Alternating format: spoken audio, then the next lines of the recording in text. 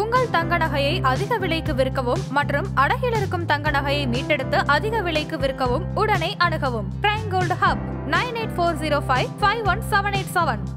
Aha, no compromise. உங்க சைடுலயும் எங்க சைடுலயும். It's a GT promise. GT Holidays, South India's #1 travel brand.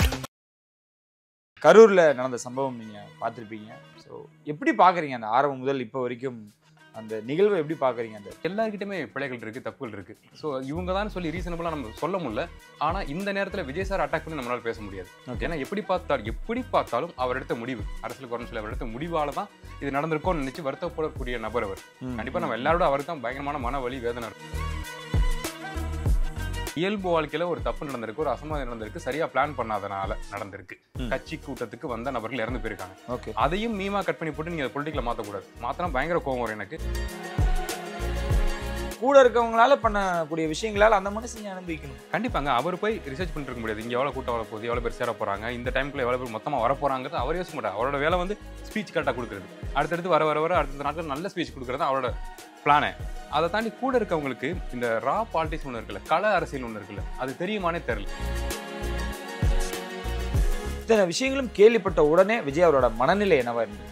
சின்ன குழந்தை இறந்து போகுதுன்னா இதுலேருந்து அவரால் ரெக்கவர் ஆகிறதுக்கு ரொம்ப கஷ்டம். சாதாரண மனிதர்கள், சாதாரண அரசியல்வாதிகள் அப்படிங்கிறவங்க வேற கைண்ட் ஆஃப் இழப்புகளை பார்த்து அதுக்கு பழகி போய் அரசியலில் இருக்கவங்க அவங்க அடுத்தடுத்து டக்குன்னு வந்துருவாங்க. ஆனால் சார் பாருங்க இப்போ ஆல்ரெடி டக்குன்னு அடுத்த வாரத்துக்கான மீட்டிங்கை கேன்சல் பண்ணிட்டார். அவரால் பேச முடியாது. அப்படிப்பட்ட பர்சன் தான் அவர். ஸோ அப்படி இருக்கப்ப இருக்கிறதே பயங்கரமான ட்ராமா இப்போ தமிழ்நாட்டில் யார் அனுபவிச்சுட்டு இருப்பா அப்படின்னா விஜய் சார் அனுப்பிச்சிட்டு இருப்பாரு. அவருக்கு பின்னாடி என்ன காரணம்னா குறிப்பா தொண்டர்களால தான். அவங்க தொண்டர்கள் மைண்ட் செட்டே கிடையாதுங்க அந்த பசங்களுக்கு. நம்ம தான் ஃபர்ஸ்ட் டைம் சொல்லிட்டு இருக்கோமே. ஒரு கிளிப்பெல்லாம் நீங்க பாத்தீங்கன்னா தெரியல, இன்ஸ்டால சார் வந்துட்டு இருக்காரு, உள்ள இருக்காரு, வேனுக்குள்ள இருக்காப்ல, அந்த கேரனுக்குள்ள இருக்காரு, பைக்ல விழுகிறாங்க, அந்த டயர்ல ஜஸ்ட் மிஸ். ஸோ இது இப்படி இருக்கக்கூடாது. இப்படி இருந்தா இதோட மோசமான விஷயங்கள் நடக்கிறதுக்கான வாய்ப்புகள் இன்னும் இப்போ கூட நான் சொல்லி எழுதி வச்சுங்க. இந்த மைண்ட் செட்லேயே பசங்க இருந்தாங்கன்னா இதை விட மோசமான அசம்பாவிதம் நடக்க வாய்ப்பு இருக்கு.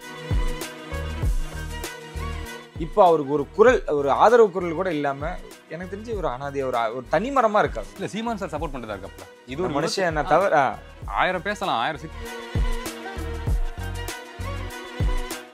இந்த விஷயத்துல நம்ம விஜய் சார் ஏற்று எவ்வளவு பேசியிருக்கோம், நியாயப்படி பேசியிருக்கோம் கண்டிப்பா. ஆனா இப்ப நம்ம சாருக்கு சப்போர்ட் தான் பண்ணி ஆகணும். ஏன்னா வழியில இருக்க ஒரு நபருக்கு வழியே உணர்ந்த நபர்கள் தான் சப்போர்ட்டா இருக்கும். ஆதன் சிமனையில் அனைவரும் ஒரு பெரிய வணக்கம். இன்னைக்கு என் கூட அருணோதயன் பிரதர் இருக்காங்க. நிறைய விஷயங்கள் பேச போறோம் அப்படிதான் சொல்லணும். வணக்கம் பிரதர். வணக்கம். எப்படி இருக்கீங்க? நல்லா இருக்கேன். கரூர்ல நடந்த சம்பவம் நீங்க பார்த்திருப்பீங்க. ஸோ எப்படி பாக்குறீங்க அந்த ஆரம்பம் முதல் இப்போ வரைக்கும் அந்த நிகழ்வை எப்படி பாக்குறீங்க? அந்த 2 years நிறைய குழப்பங்கள் இருக்குங்க. இதுல எல்லாருமே மாறி பயங்கரமா குறைகள் சொல்லிட்டு இருக்காங்க. ஆனா பேசிக் ஸ்டார்ட்லேருந்து பார்த்து பேசிட்டோம் அப்படின்னா எல்லாருக்கும் புரிஞ்சிடும் நான் நம்புறேன். சரி, ஃபர்ஸ்ட் சார் சீக்கிரம் வந்திருக்கணும். சார் சீக்கிரம் வந்திருந்தாலே இந்த க்ரௌட் சேர்ந்துருக்காது. ஓகே, சீக்கிரம் போயிருந்தாரு, கொடுத்த டயத்துக்கு வந்துட்டு பேசிட்டு போயிருந்தாருன்னா இந்த க்ரௌட் சேர்ந்துருக்கு. அது நம்பர் 1 ரீசன். அதுக்கப்புறம் கவர்மெண்ட் இப்போ சொல்கிறாங்கல்ல, இந்த இடம் கொடுத்தது தெரியும்ல, ஒரு 10,000 பேர்னாலே இதுக்குள்ளே நிற்க முடியாதுன்னு தெரியும். அங்கே இருக்க மக்கள் சொல்கிறாங்க இதுக்குள்ளே சந்தை இப்போ வீக்கெண்ட்னா நாங்களே இதுக்குள்ளே கிராஸ் ஆக மாட்டோம், அவ்வளோ க்ரௌட் இருக்குன்னு சொல்கிறாங்க. சாதாரண நாட்கள்லேயே வீக்கெண்ட்லேயே சொல்கிறாங்க. அப்படி இருக்கப்போ ஒரு பொலிட்டிக்கல் மீட்டிங் வந்து விஜய் சார் வர்றாருங்கிறப்ப எவ்வளோ மக்கள் சேருவாங்க, எவ்வளோ ஃபேன்ஸ் வருவாங்கிறது அவங்களுக்கு தெரியும். தெரிஞ்சே இந்த இடத்த கொடுத்துருக்காங்க அப்படிங்கிறது 2வது. 3வது இந்த குழந்தைங்க திட்டம், அந்த பெண்கள் சாரும் சொல்லியிருக்காரு, நம்மளும் பல இன்டர்வியூல பேசியிருக்கோம், இதை பண்ணக்கூடாது, அசம்பாவிதம் ஆயிரும், அது வார்த்தையோட சொல்ல பயம், இறப்பாயிரும் சொல்ல பயம், தவறான சம்பவங்கள் நடந்தோன்னு பேசியிருக்கோம், நடந்துருச்சு. ஸோ இந்த மாதிரி எல்லாருக்கிட்டுமே பிழைகள் இருக்குது, தப்புகள் இருக்குது. ஸோ இவங்க தான் சொல்லி ரீசனபிளாக நம்ம சொல்ல முடியல. ஆனால் இந்த நேரத்தில் விஜய் சார் அட்டாக் பண்ணி நம்மளால் பேச முடியாது. ஏன்னா எப்படி பார்த்தாலும் அவர் எடுத்த முடிவு, அரசியல் குறைன்னு சொல்லி அவர் எடுத்த முடிவால் தான் இது நடந்திருக்கோன்னு நினச்சி வருத்தப்படக்கூடிய நபர் அவர். கண்டிப்பாக நம்ம எல்லாரோட அவருக்கு தான் பயங்கரமான மன வலி வேதனை இருக்கும். அவரோட அதை வார்த்தையால் சொல்ல முடியாது, அவ்வளோ பெயினில் அவர் இருப்பாப்ல. ஸோ இந்த நேரத்துலலாம் நம்ம அதை அட்டாக் பண்ணி அவரை பேச முடியாது. அதே சமயம் நான் இன்ஸ்டா கட்ஸ் எல்லாம் பார்க்குறேன்.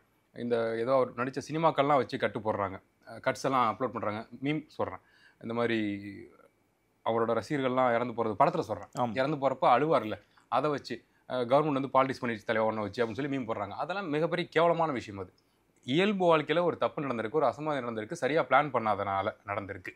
கட்சி கூட்டத்துக்கு வந்த நபர்கள் இறந்து போயிருக்காங்க. அதையும் மீமா கட் பண்ணி போட்டு நீங்கள் பொலிட்டிக்கல மாற்றக்கூடாது. மாத்திரம் பயங்கர கோவம் வரும் எனக்கு. அதே மாதிரி இங்கே கவர்மெண்ட் சைடுமே சில பேர் சொல்கிறாங்க பிண அரசியல் பண்ணுறாங்க அப்படின்னு. அதுவுமே ரொம்ப சங்கடமாக இருக்குது நமக்கு.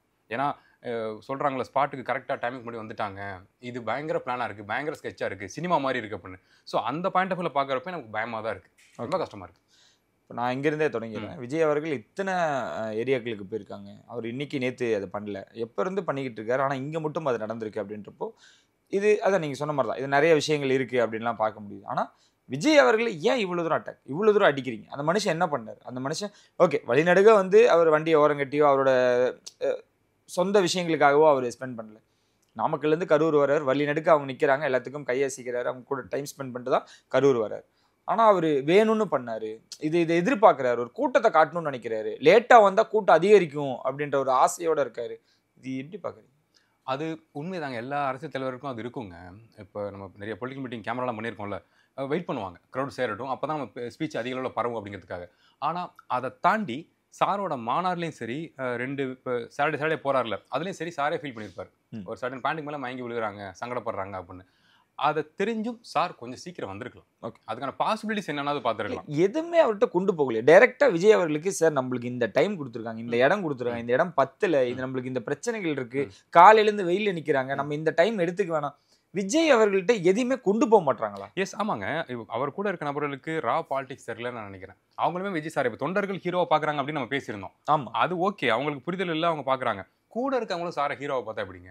ஒரு அரசியல் தலைவராக அவர் மாறிட்டாரு. அதுவும் இப்போ கவர்மெண்ட் எவ்வளோ ஸ்ட்ராங்காக இயங்கிக்கிட்டு இருக்கு, அதிகாரத்தில் இருக்குன்னு சொல்லி இயங்கிக்கிட்டு இருக்கு, எதிர்க்கட்சியில் எவ்வளோ வேகமாக அரசியல் பண்ணிட்டு இருக்காங்க. ஸோ அந்த நேரத்தில் வந்து நம்ம எவ்வளோ கவனமாக இருக்கணும். நமக்கு க்ரௌடு சேருது, ஓட் பேங்காக மாறலங்கிறது வேற. ஆனால் சேர்ற க்ரௌடுக்காகவே பொலிட்டிக்கலாக எல்லாரும் விவாதம் பண்ணுற அளவுக்கு நம்ம இருக்கோம், பவர்ஃபுல்லாக இருக்கும் க்ரௌடை வச்சு. ஸோ அப்போ அந்த க்ரௌடை எவ்வளோ சேஃபாக பாதுகாத்து கொண்டு போகணும், ஒருத்தவங்க கூட மயங்கி விழுந்துடக்கூடாதுங்கிறதுல ஒரு பேசிக் நாலேஜ் இருந்தாலே சாரை வச்சு இப்படி ப்ளே பண்ணியிருக்க மாட்டாங்க. அவங்க டீமில் இருக்கவங்களே நான் சொல்கிறேன். ஓகே, இது கூட ஒர்க் அவுட் பண்ணாமல் அப்புறம் எதுக்கு விஜய் அவர்களை வச்சு விளையாடுறீங்க? இன்னைக்கு எல்லாருமே கை கட்டிட்டாங்க விஜய் அப்படின்னு, கைது பண்ணணுன்றாங்க, 20 லட்சம் கொடுத்து அதை விமர்சிக்கிறாங்க. அந்த மனுஷன் இப்ப எங்கேயுமே வெளியே தலை காட்ட முடியாம இருந்துட்டு இருக்காரு. அப்ப கூட இருக்கவங்களால பண்ணக்கூடிய விஷயங்களால அந்த மனுஷன் அனுபவிக்கணும். கண்டிப்பாங்க. அவர் போய் ரிசர்ச் பண்ணிட்டு இருக்க முடியாது, இங்க எவ்வளவு கூட்டம் வர போகுது, எவ்வளவு பேர் சேர போறாங்க, இந்த டைம்க்குள்ள எவ்வளவு பேர் மொத்தமா வர போறாங்கிறது அவர் யோசிக்க மாட்டார். அவரோட வேலை வந்து ஸ்பீச் கரெக்டாக கொடுக்குறது, அடுத்தடுத்து வர அடுத்த நாட்கள் நல்ல ஸ்பீச் கொடுக்குறது அவரோட பிளானே.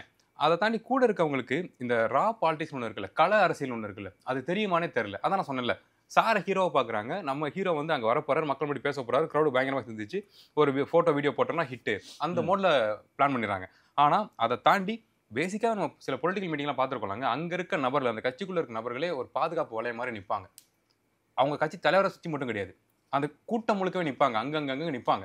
ஏன்னா அவங்களுக்கு தெரியும், சின்ன கூட்டம் சின்ன பேச்சு கூட கலவரம் மாறலாம். ஆப்போசிட் ஐடியாலஜியில் பீப்புள் உள்ளே வந்தாங்கன்னா, தப்பான மைண்ட் செட்டோட வந்தாங்க அப்படின்னா மாறுறதுக்கான வழிகளும் இருக்குது. ஸோ அப்படி இருக்கப்ப இப்போ டிவிகளில் குறிப்பாக சின்ன சின்ன பசங்க தான் இருக்காங்க, அரசியல் புரிதல் இல்லைங்கிறதா எல்லா கட்சிகளும் அந்த கட்சி மேலே வைக்கிற குறை. அப்போ வேற டீமில் உள்ளவங்க சின்னதாக வந்து ஒரு அசம்பாவிதம் பண்ணிட்டாலே எவ்வளோ ஆபத்தாயிரும், எவ்வளோ சங்கடமாயிரும். ஏன்னா இப்போவுமே பார்த்தோமே, 2 செருப்புலாம் பறக்குது, ஆப்வியஸ்லி செருப்பு பறக்குது, இவ்வளோ போலீஸ் தாண்டி இவ்வளோ தொண்டர்கள் தாண்டி செருப்பு பறக்குது. ஸோ அந்த அளவுக்கு ஒரு இந்த கள அரசியல் பற்றின புரிதலே இல்லாமல் இருக்காங்க சாரை சுற்றி இருக்க நபர்கள். அதுதான் இதுக்கு மிக முக்கியமான காரணம். கரூருக்கு அந்த டைமில் வராரு, அங்கே இருக்கிற மக்கள் விஜய் அவர்கள்ட்ட தண்ணி கேட்குறாங்க, தண்ணி கொடுங்க, அவரும் தண்ணி மேலேருந்து தூக்கி போடுறாரு, ஆம்புலன்ஸுக்கு வழி விடுங்கன்றாரு. அந்த சுச்சுவேஷன் அப்போதான் அவர் ஃபீல் பண்ணுறாரு, ஓ இது நடக்குதா, இது நடந்துக்கிட்டு இருக்கா. இத்தனை விஷயங்களும் கேள்விப்பட்ட உடனே விஜய் அவரோட மனநிலை என்னவா இருந்திருக்கு? என்னங்க அவருக்கு தாங்காதுங்க. நம்ம அவரோட பாஸ்ட் பற்றி பேச தேவையில்லை, பர்சனல் பற்றி நம்ம யாரை பற்றி பேசுறது இல்லை. ஸ்டில் அவர் சின்ன வயசில் ஒரு இழப்பு பார்த்து வந்த நபர் அவர். ஸோ அப்படி இருக்கப்ப அவர் இப்போ நான் படங்கள் நேற்று பார்த்தேன், அவரோட பாட்டெலாம் பார்த்தேன், நடித்த ஹிட்டான படங்கள், சார் யார் அட்லீஸ்ட் சார் டைரக்ட் பண்ண படங்கள் பாட்டெலாம் பார்த்தேன். அவருக்கு அந்த குழந்தைங்களை தூக்கி கொஞ்சிறதா இருக்கட்டும், அதெல்லாம் அதில் ஒரு ரியாலிட்டி இருக்கும், உண்மைத்தன்மை இருக்கும். குழந்தைங்களை கொஞ்சிறப்ப அவர் ரியாக்ட் பண்ணுறப்ப அது உண்மைத்தன்மை இருக்கும். ஏன் அப்படின்னா அவர் குழந்தைகள் கூட கனெக்டான ஒரு பர்சன், அவர் மிஸ் பண்ண ஒரு பர்சன் சின்ன வயசில்.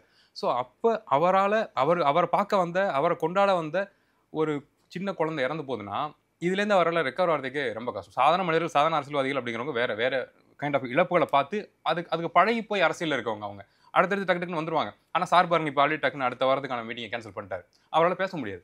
அப்படிப்பட்ட பர்சன் தான் அவர். ஸோ அப்படி இருக்கப்ப இருக்கிறதே பயங்கரமான ட்ராமா இப்போ தமிழ்நாட்டில் யார் அனுப்பிச்சுட்டு இருப்பா அப்படின்னா விஜய் சார் தான் அனுப்பிச்சுட்டு இருப்பாரு. இது எப்படி அவர் அந்த ரெக்கவர் வர போறாரு, யார் அவரை ரெக்கவர் பண்ணி கொண்டு வர போறாங்கிறது நமக்கு தெரியல. அவங்க வீட்டில் இருக்கவங்களோட துயரத்தை விட விஜய் அவர்கள் தான் இது மிகப்பெரிய ஒரு தமிழ்நாட்டிலே அவருக்கு தான் பெயின், இந்த சம்பவம் நடந்ததுக்கு நம்ம எடுத்த முடிவு தான் காரணமோன்னு யோசிக்கிற அளவுக்கு அவர் ஒரு டீப்பான பர்சனுங்கிறேன், டீப் எமோஷன் பர்சன். ஸோ கண்டிப்பாக வருத்தப்படுவார். இதுக்கு முழுக்க காரணம் அவர்னு சொல்லிட முடியாது, பல சிக்கல்கள் இதில் இருக்கு. ஸ்டில் அவர் அந்த பொறுப்பு எடுத்துக்கிட்டு வருத்தப்படக்கூடிய நபர் நான் சொல்றேன். ஏன்டா அரசியலுக்கு வந்தோன்ற அளவுக்கு அவர் இப்போ கண்டிப்பா ஃபீல் பண்ணுவார். ஆனா திரும்பி வந்துருவாப்ல.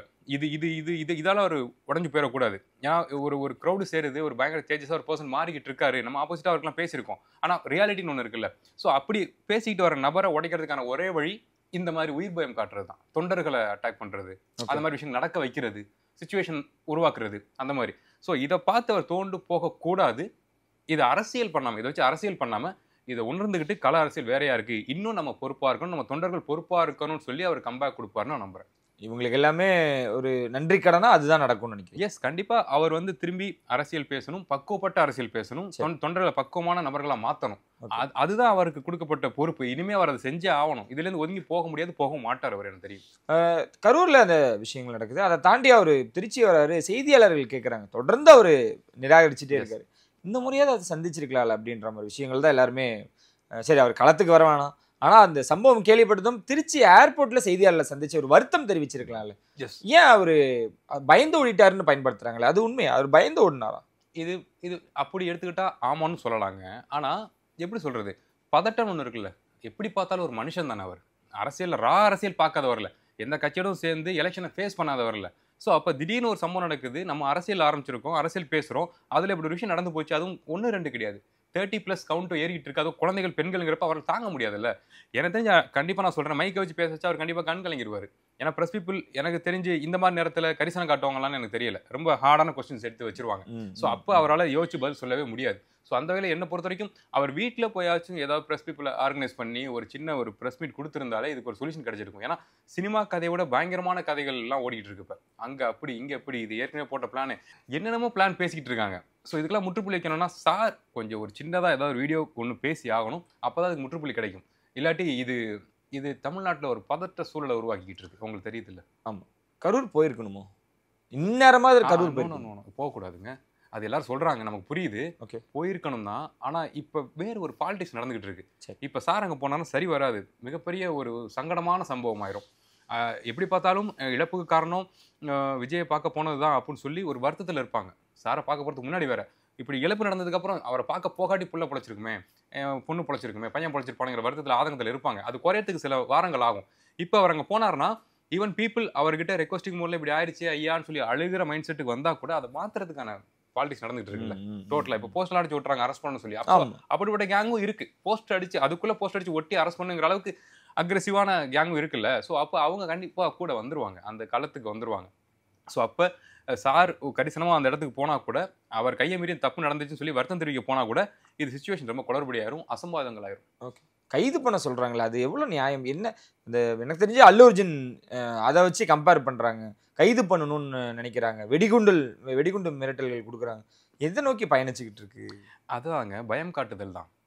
நீ அது என்ன எக்ஸாக்ட் ரீசன் என்ன அப்படின்னா, கரூரில் அவரோட பேச்சு நான் கேட்டேன். சரி, நேற்று கேட்டுட்டு இருந்தேன். பயங்கரமான விஷயங்களை அவர் ரிவீல் பண்ணிட்டு இருந்தாரு. இந்த நாமக்கல் அந்த கிட்னி இஷ்யூ இருக்குல்ல, அதை சில யூடியூப் சேனல்ஸ் தான் பேசிட்டு இருக்காங்க. சேட்டலைட் மீடியாலாம் அப்படியே அதை ஆஃப் பண்ணிட்டாங்க.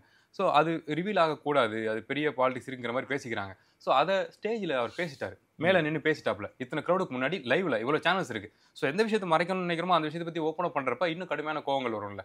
ஒரு கவர்மெண்ட் இது பெரிய இஷ்யூவாக மாறும் சொசைட்டிக்கு அப்படின்னு சொல்லி அதை இது பண்ண பார்க்குறாங்க. எஃப்ஐஆர் கூட போடலன்னு சொல்றாங்க அந்த கேஸில். ஸோ அப்படி இருக்கப்ப சார் கிட்னி பற்றிலாம் பேசுறாரு. அவருமே டீட்டெயிலிங் சொல்லலை, யாரோட ஹாஸ்பிட்டல் அதெல்லாம் சொல்லவே இல்லை, சேஃபாக தான் பேசுறாரு. ஸ்டில் அந்த விஷயத்தை ரிவீல் பண்ணுறாரு மக்கள் மத்தியிலங்கிறப்ப, அதுவும் சாட்டர்டேங்கிறப்ப சோஷியல் மீடியா முழுக்க குறிப்பாக டிவிகே ஃபேன்ஸ் எல்லாம் அதை ஷேர் பண்ணுவாங்கல்ல. அந்த சம்பவ தலைவர் பேசியிருக்காரு, அப்போ என்ன விஷயம் அப்படின்னு அதோட டெப்த்து தெரியாமல் அதை பற்றி பேச ஆரம்பிச்சிட்டாங்கல்ல. ஸோ அதுவே ஆபத்து தான். அந்த சாட்டர்டே அவர் பேசின விஷயங்கள் எல்லாமே டீப்பான பாலிடிக்ஸ். தமிழ்நாட்டில் இருக்க யாரும் கடந்து போகிற பாலிடிக்ஸ், அது எல்லாமே ரொம்ப டீப்பாக இருக்குது, வெயிட்டாக இருக்குது அப்படிங்கிற மாதிரியான விஷயங்கள் அதை ஓப்பன் பண்ணிட்டார்ல. ஸோ அப்போ அதை தாண்டி ஒரு விஷயம் செஞ்சாதான் அது. இப்போ அதை பற்றி யாராவது பேசுகிறாங்களா? நாமல் கிட்னி திருட்டு பற்றி யாராவது பேசுகிறாங்களா? இந்த 30 பேரோட இழப்பு பற்றி தான் பேசிட்டு இருக்காங்க. ஸோ அப்போ அந்த மாதிரி மோடில் இயங்கிட்டு இருக்குன்னு நான் சொல்கிறேன். இந்த அவருக்கு பின்னாடி என்ன காரணம்னா குறிப்பாக தொண்டர்களால் தாங்க. அவர் திருச்சியில் இறங்கி நாமக்கல் வராருங்க, திருச்சியிலேருந்து அவரை வண்டிக்கு முன்பின் ஃபாலோ பண்ணுறாங்க, நாமக்கல்லில் கலந்துக்கிறாரு. அங்கே பேசும்பொழுது அங்கே இருக்கிற ஒரு கூட்டம் அப்படியே கரூருக்கு ட்ராவல் ஆகுது.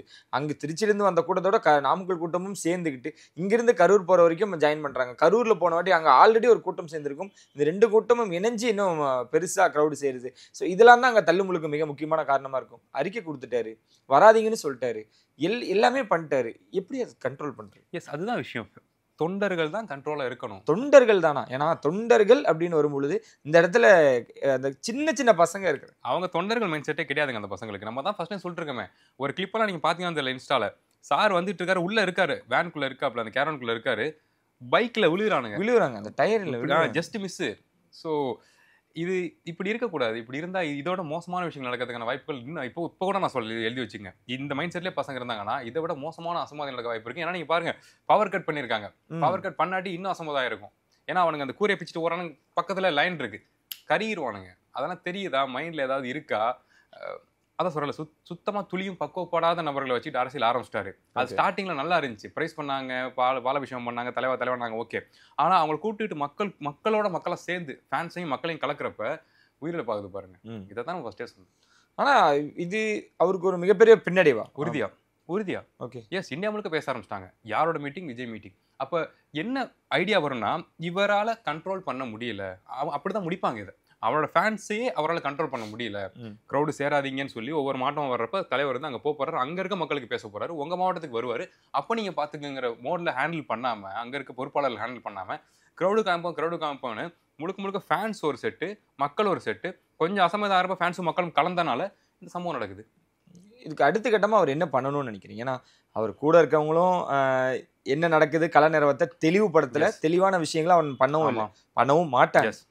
இப்போ அவருக்கு ஒரு குரல், ஒரு ஆதரவு குரல் கூட இல்லாம எனக்கு தெரிஞ்சு ஒரு அனாதை, ஒரு தனிமரமா இருக்காரு. இல்ல, சீமான் சார் சப்போர்ட் பண்ணிட்டு இருக்காப்ல. இது ஒரு மனுஷன் என்ன தவிர 1000 பேசலாம், 1000 சிக்கல். அண்ணாமலை அவர்கள் கூட 2-3 வார்த்தைகள் பேசினாங்க. ஆனா எனக்கு தெரிஞ்சு சீமான் தான் பேக் போனா இப்போ இருக்கு. எவ்வளவு விமர்சனம் அப்படின்னு இருந்தாலுமே கூட அந்த ஓப்பன் அப்பா சொல்லணும்னா இப்ப அந்த மனுஷன் கூட நிக்கிறாரு. வேற யாருமே இல்ல, சினிமா பிரபலங்கள் இல்ல, கட்சி தலைவர்கள் பேச்சு 2 வார்த்தை பேசுறாங்களே வெளியே. அதாவது அவங்க அங்க ஒரு பாலிடிக்ஸ் நடக்குது, ஆளுங்கட்சியா இருக்கட்டும் எதிர்கட்சியா அங்க பேசுறாங்களே வெளியே. சீமான் அளவுக்கு சப்போர்ட் பண்ணக்கூடிய யாருமே இல்ல. ஏன் எந்த சினிமா பிரபலங்கள் யாரும் வாய்ப்பு? ரியாலிட்டி தெரிஞ்சுமே, என்ன பாலிடிக்ஸ் நடக்குன்னு தெரிஞ்சுமே அவருக்கு எதிராக தான் எல்லாருமே ப்ளே பண்றாங்க. அது நமக்கு ரொம்ப ரொம்ப கஷ்டமா இருக்கு. எனிஹவ், ஆனா நம்ம இந்த விஷயத்துல நம்ம விஜய் சார் எதிர்த்து எவ்வளவு பேசியிருக்கோம், நியாயப்படி பேசியிருக்கோம் கண்டிப்பா. ஆனா இப்ப நம்ம சாருக்கு சப்போர்ட் தான் பண்ணி ஆகணும். ஏன்னா வழியில இருக்க ஒரு நபருக்கு வழியை உணர்ந்த நபர்கள் தான் சப்போர்ட்டா இருக்கணும். ஸோ அந்த வேலை கண்டிப்பா சீமான் சார் சப்போர்ட்டா தான் இருப்போம். நம்மளும் உறுதியா இந்த விஷயத்திலேருந்து அவர் கடந்து வர வரைக்கும் உறுதியா அவருக்கு சப்போர்ட்டா நிற்போம். இனிமேட்டு அவரோட அடுத்த கட்டம் இருக்காதுப்பா. மீட்டிங் மட்டுமே கேன்சல் பண்ணல, கட்சியும் கலைச்சிருவாரு. நம்மள சினிமா ப்ராப்ளமாக தான் பார்க்குறாங்க அப்படின்னா இந்த கூட்டத்தை வச்சு அரசியல் பண்ண முடியாது. அந்த முடிவு எடுப்பாரா அப்படின்ற சான்சஸ் ஜீரோ. அவர் எடுத்து வைக்கிறாருல 2 அரசியல், தமிழ் தேசியம், திராவிடம்னு. ஸோ அதில் எந்த அரசியல் அவருக்கு சிக்கலை கொடுத்துருக்குங்கிறது அவருக்கு தெரியும். ஓகே, யார் கொள்கையை பேசினா, யார் உண்மையை பேசி அவருக்கு போட்டியாக இருந்தா, யார் என்ன பேசி எவ்வளோ பெரிய அசம்பாவிதத்தை பண்ணியிருக்காங்க அப்படிங்கிறது கண்டிப்பாக அவருக்கு இனி புரிதல் வரும். இந்த மாதிரி நேரத்தில் தான் யார் நமக்கு சப்போர்ட்டாக நிற்கிறாங்கிறது தெரியும். ஸோ இனிமேலாச்சும் கொஞ்சம் ஒரு கைடன்ஸோட, பேசிக் கைடன்ஸ், அவருக்கு ஒரு ஐடியா இருக்கும் பாலிடிக்ஸில், அது நமக்கு புரியுது. அதையும் தாண்டி அரசியலில் நமக்கு சப்போர்ட்டாக பல வருஷங்களாக இருந்து ஆதரவு கொடுத்துட்டு இருக்க நபர் யார், அவர் இப்போ நமக்கு ஏன் சப்போர்ட் பண்ணுறாரு, அதுக்கான தேவை என்ன, ஆதாயத்துக்காக சப்போர்ட் பண்ணுறாரா இல்லை மனசார சப்போர்ட் பண்ணுறாங்கிறத சார் ஃபீல் பண்ணிட்டாருன்னா அவர்கிட்ட கைடன்ஸ் எடுத்துக்கிட்டால் கொஞ்சம் நல்லது. அந்த 20 லட்சத்தையும் கொச்சப்படுத்தி சிலர் பதிவிடுறாங்களே, அது எப்படி பார்க்குறீங்க? இல்லைங்க, அப்படிலாம் பார்க்கக்கூடாதுங்க. இது ஒரு பெரிய அமௌண்ட்டுங்க. இந்த காசால் அது சமரசம் ஆகாது. ஸ்டில் இவ்வளோ பெரிய காசுலாம் யாரும் கொடுக்க மாட்டாங்க. யோசிக்காமல் கொடுக்குறாருங்கிறப்ப இந்த விஷயத்தை அமுக்கணும்லாம் கிடையாது. அவருக்கு நல்லா தெரியுது பெரிய பூமா போது இவங்க வச்சு பெரிய பாலிஷ் பண்ண போகிறாங்கலாம் தெரியும். சாருக்கு தெரியாமலாம் கிடையாது. ஸ்டில் அந்த ஒரு விஷயத்த சொல்கிறாருல, அதை எனக்கு தெரிஞ்சு கரெக்டாக போய் சேர்ந்துடும் நான் நம்புகிறேன். அது இப்போ தெரியாது, இப்போ அந்த காசு ஒரு விஷயமா தெரியாது. ஸ்டில் சில மாதங்கள் கழிச்சு அந்த அமௌண்ட் சம்ஹவ் அவங்களுக்கு ஹெல்ப்பாக இருக்குங்க. ஏதோ ஒரு வகையில் ஹெல்ப்பாக இருக்கும். ஏன்னா மனம் உடைஞ்சு போன குடும்பத்துக்கு போய் உட்காந்து உழைச்சிக்கிட்டு வேலை செஞ்சுட்டு இருக்க முடியாது. கொஞ்ச நாளைக்கு நான் சொல்கிறேன், ரொம்ப மன வருத்தத்தில் இருப்பாங்க. பெரிய இழப்பு இல்லை, ஒரு சின்ன குழந்தை இறந்து போச்சுன்னா அது எப்படி மறக்க முடியும்? வீட்டுக்குள்ளே விளையாண்டு தெரிஞ்ச குழந்தை, அது குருவி மாதிரி விளையாண்டுட்டு வந்திருக்கும். இப்போ அது இல்லைங்கிறப்ப எவ்வளோ ஒரு மிஸ்ஸிங் அது. ஸோ அந்த நேரத்தில் அந்த மாதிரி மைண்ட் செட்டில் வேலை செய்ய முடியாதப்ப இந்த தொகை கொஞ்சம் அவங்களுக்கு ஒரு ரிலாக்ஸேஷனை கொடுக்குன்னு நான் சொல்கிறேன். ஓகே, இந்த ஆம்புலன்ஸ் வந்தது, மின் துண்டிப்பு, அதுக்கப்புறம் தேவையில்லாத தள்ளுமுள்ளு, இது எல்லாமே விஜய்க்கு எதிராக நடத்தப்பட்டதா? உறுதியாங்க. அது தள்ளுமுழுக்கு 2 ரீசன் சொல்கிறாங்க. வேறு ஏதோ உள்ள ஒரு டீம் வந்து ஏதோ ஷர்ட்லாம் கிழிச்சாங்க அப்படிங்கிற மாதிரிலாம் ஒரு பையன் அங்கே நிறைய ஆளாளுக்கு ஒன்று காசு கட்டிட்டு இருக்காங்க. அது என்ன உண்மை போயின்னு தெரில, அப்படி ஒன்று சொல்கிறாங்க. இன்னொரு டீம் என்ன சொல்கிறாங்கன்னா, மீன் சாரை குறை சொல்ல டீம் என்ன சொல்கிறாங்கன்னா, நல்லா பாருங்க சொல்லி ஒரு கேமரா ஷாட்டே காமிக்கிறாங்க. ஜென்ரேட்டர் சுற்றி ஷீட் வச்சு மூடிருக்காங்க. அதை இடிச்சிக்கிட்டு உடச்சிட்டு உள்ள ஜென்ரேட்டர் ரூம்குள்ள போய் விழுகிறானுங்க. விழுந்து ஏதோ ஆகுது, டக்குன்னு பவர் ஆஃப் ஆகுது. ஸோ அதனாலையும் பவர் ஆஃப் ஆனாச்சுங்கிறாங்க. சில பேர் விஜய் சார் போகிறதுக்கு கொஞ்சம் தூரம் போனதுக்கு அப்புறம் டக்குன்னு பவர் ஆஃப் பண்ணி அதில் தான் அசம்பாவிதம் நடந்துச்சுங்கிறாங்க. சில பேர் என்ன சொல்கிறாங்கன்னா, ஜென்ரேட்டரில் அந்த தகரத்தை தள்ளி விட்டு தகரம் வந்து இப்போ லைனில் விழுந்து அந்த ஸ்பாட்லேயே கிட்டத்தட்ட 10 பேர் காலி ஆகிட்டாங்க அப்படிங்கிறாங்க. எது உண்மை நமக்கு தெரியல, அவ்வளோ குழப்பங்கள் இருக்குங்கிறேன். ஓகே, இனியாவது அவங்க அதில் பொறுப்பெடுத்துப்பாங்களா? விஜய் நேரடி கண்காணிப்பில் இனி எல்லாமே நடக்குமா? கண்டிப்பாக இனி இனி சார் பண்ண போகிற அரசியல் ஒரு புது அரசியலாக தான் இருக்கும், பக்குவப்பட்ட அரசியலாக தான் இருக்கும். ஏன்னா உயிர்கள் போயிருக்கு, 40 உயிர் போயிருக்கு, தமிழ்நாடு இந்தியா முழுக்க அது நியூஸ் ஆயிருக்கு. ஸோ அப்போ இனி அப்படி இப்படினாலும் இதுக்கு மறைமுக பொறுப்பு சார் தானே, நம்ம அதை சொல்லணும்ல. ஸோ அப்போ அதை உணர்ந்து அவர் அரசியல் பண்ணுவார், இன்னும் கொஞ்சம் டீட்டெயிலாக ஒர்க் பண்ணுவாருன்னு நினைக்கிறேன். பரப்புரையை அவர் நிறுத்தணுமோ? ஏன்னா பரப்புரை அப்படின்ற பட்சத்தில் பார்த்தீங்கன்னா சுற்றி நிற்கிற கூட்டம் அது விஜய் அவர்களை நெருங்கணும்னு தான் பார்க்குது. ஃபோட்டோ ஃப்ரேம் கையில் வச்சிருக்கான், அதை கிட்ட கொண்டு போய் அவர்கிட்ட கொடுக்கணும்னு விருப்பப்படுறான். என்கிட்ட சொல்லும் பொழுது அண்ணா நான் கொடுக்குறேன் வீடியோ எடுன்றான். ஸோ அதை நான் அவர் எப்படியாவது நெருங்கிறேன்றது முதல்ல இருக்கிறவன் 10வது இடத்துக்கு போகணும்னு விரும்புகிறான். இப்போ ஆல்ரெடி 10வது இடத்துல ஒருத்தர் இருக்கான். ஸோ இவ்வளோ தூரம் இருக்கும் பொழுது அவர் கிட்ட நெருங்கணும், பார்க்கணும், இது கண்டிப்பாக ஓயாது.